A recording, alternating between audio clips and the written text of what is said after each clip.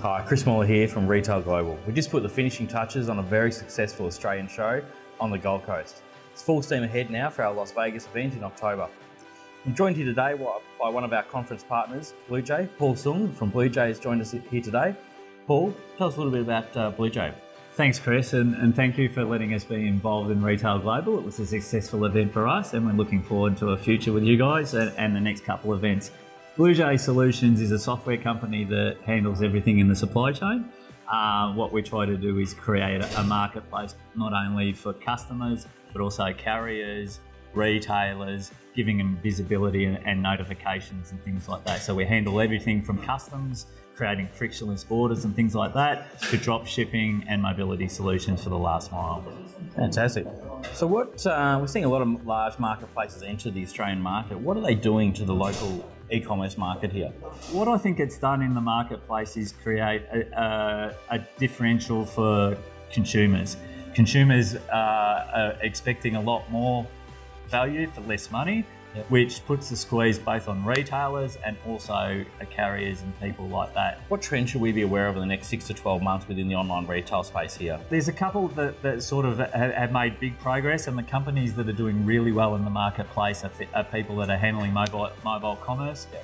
We're finding that consumers spend 56% of their time looking at their device, but actually spending 36% of their time actually buying online. Wow. However, that flips on its head when it's seasonal time. If, for example, I'll use the example of Black Friday.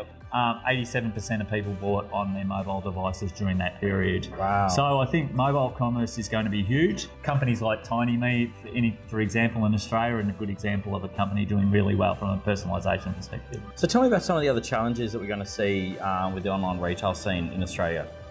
I think one of the big things for the online retailers here in Australia is, with the advent of people like Amazon and the other global marketplaces coming to Australia, what that's actually physically doing is flipping it on its head for the local retailers. The local retailers now can sell all around the world. And what that does is create a level of complexity to their businesses.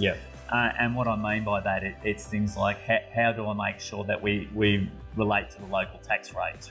I think they're the challenges, and also even from a visibility perspective of their website, you've got to have the consistency of your website in multi-currency and multi-languages as well. What advice would you give to these local retailers around how to captivate these next steps? The main thing, and using examples, the examples of companies that have done really, really well, and one that comes to mind for me is someone like a Booktopia.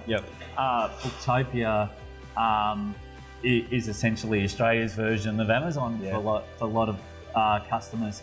Why have they been successful compared to the large conglomerate which is Amazon, which came from the book area? Is they're staying true to their core messages and delivering the products with their unique value. And I think all companies that do that, that's where they'll be successful. I think it's a really good point about staying true to your brand. Correct. I think too often businesses try and take on a lot of things and they get distracted. But I think being able to stay true to that core value of the business is one of the best bits of advice.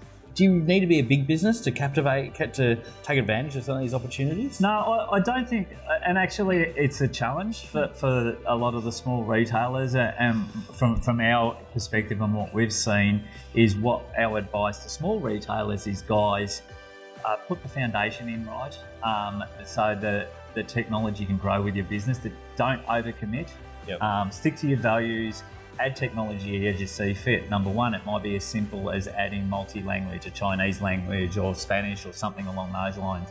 So from our perspective, it's just do the bite-sized things you need to keep in your marketplace, and let the business grow when the opportunities change in the marketplace. Very good advice. Paul, we loved having you in here today. I know we're going to see you here next year at the 2019 Retail Global event in Australia. But in between, we recommend everyone go to BluJaySolutions.com and learn more about BluJay Solutions. Thanks very much for joining us. Thanks, Chris. Cheers. Cheers.